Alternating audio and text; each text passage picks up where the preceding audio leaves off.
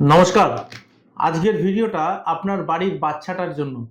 নবজাতক শিশু যারা পৃথিবীতে এসেছে, খুব রিসেন্ট এসেছে, তাদের নামকরণ খুব ভাইটাল। আপনি অ্যাস্ট্রোলজি বিশ্বাস করেন বা না করেন তাতে কিচ্ছু এসে যায় না, কিন্তু আপনার বাচ্চার নামকরণ যদি ভুল হয়ে যায় তাহলে সেই ক্ষেত্রে তার কেরিয়ারের ভবিষ্যতের কিন্তু অনেক রাস্তা বন্ধ হয়ে যাবে, দুর্ভাগ্য তার জীবনে চলে আসতে পারে। তাই চেষ্টা করবেন আপনারা আপনাদের নবজাতক শিশু যারা পৃথিবীতে এসেছে বা আসতে চলেছে তাদের জন্য নামকরণ আগে থেকে প্রি প্ল্যান করে রাখার। আমি সবসময় প্রেফার করি যে কোনো নাম সেটা অলওয়েজ 1, 3, 5 এবং 6-এ নিয়ে যেতে, এবং যদি ভুলবশত নামের স্পেলিং 2, 4, 7, 8-এ চলে যায় তাহলে তার মধ্যে লাইফে হার্ডেল স্ট্রাগল বেড়ে যাবে।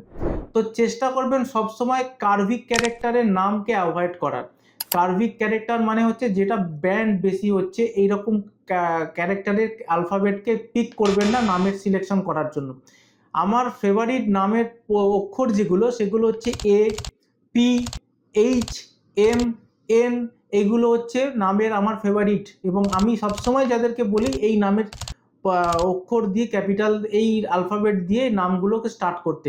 তাই আপনারা অবশ্যই এই নামগুলোকে করান আপনার বাচ্চাদের জন্য। আর আপনার বাচ্চার নামকরণ সঠিক হচ্ছে কিনা আমাকে থেকে জেনে নেবেন একবার।